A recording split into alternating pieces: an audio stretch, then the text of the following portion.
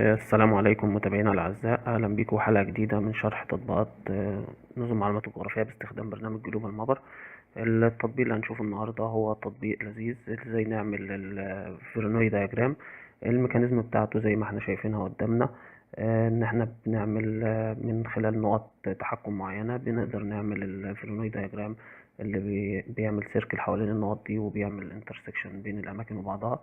التطبيق ده مفيد جدا في مجالات كتيرة، تقدروا تعملوا سيرش على الانترنت او على ويكيبيديا، هتلاقوا تعريف الميكانيزم بتاعته والتطبيقات اللي ممكن يستخدم فيها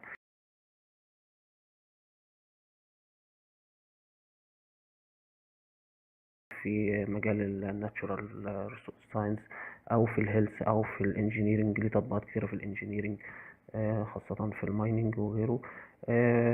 تطبيقاته كتيرة ممكن تاخدوا فكرة عنها، وفي فيديوهات كتيرة بتشرح الميكانيزم بتاعته. احنا النهاردة هنحاول نجرب ان احنا نعمل تطبيق بسيط كده باستخدام برنامج جلوبال مابر، ازاي نعمل فرينوي دياجرام. التطبيق اللي قدامنا ان احنا بيبقى عندنا مجموعة نقط، النقط دي وليكن هتمثل لنا السوبر ماركتس اللي موجودة في المنطقة. طبعا البيانات دي افتراضية، وعندنا منطقة معينة محتاجين نعمل الفيرنوي دياجرام عشان نشوف أنسب مكان هنعمل فيه فرع جديد أو سوبر ماركت جديد. من الأناليسيس create فيرنوي دياجرام from point. الخطوة بتتعمل هي ستيب واحدة. ممكن نعمل الاوتبوت بتاعتنا بوليجون او لاين سيجمنت.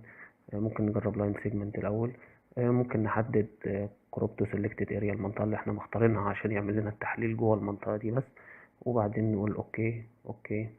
كده هو اللي عمل لنا الفرنوي دياجرام. عشان نوضحه هنغير في الستايل بتاعة اللاير، نغير اللاين ستايل ونخليه مثلا الستنس بتاعه 3 ولونه مثلا مميز وليكن اخضر. اوكي، وبعدين نعمل ابلاي. هنلاحظ هو هنا عمل لنا الدياجرام بناء على النقط اللي موجودة في خطوة واحدة زي ما احنا شايفين. من خلال التطبيق ده نقدر نحدد مكان يكون مناسب ان احنا نعمل فيه سوبر ماركت جديد، زي التطبيق اللي قدامنا. فممكن نحط نقطة جديدة او نضيف نقطة جديدة في المكان اللي احنا شايفينه قدامنا، ونسميه مثلا نيو لوكيشن. وبعدين ممكن نغير الستايل بتاع النقطة بحيث ان هي تبقى واضحة، او نحفظها في لير جديدة عشان تبقى لير مميزة، ونسميها مثلا ال suggested location. وبعدين هنقول له اوكي اوكي. كده هو عمل لنا نقطة جديدة. ممكن بس نغير الستايل بتاعها بحيث ان هي تبقى واضحة، نخليها وليكن لونها ابيض، ونخليها مثلا السايز بتاعها 3. نقول له اوكي. ده المكان الجديد المقترح. هنبتدي نعمل الفيرنوي دياجرام تاني بناء على النقط القديمة مع النقطة الجديدة اللي احنا ضفناها. هنختار الاريا اللي احنا هنعمل جواها، وبعدين هنعمل create فيرنوي دياجرام. ممكن نجرب في المرة دي ان احنا نعمل بوليجون، وبعدين نعمل كروب تو سيلكتد اريا. اوكي اوكي.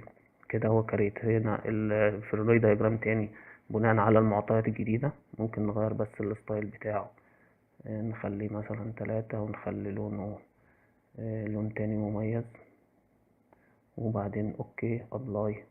اوكي. هنلاحظ ان هو عدل الدياجرام بناء على النقطة الجديدة او المعطيات الجديدة.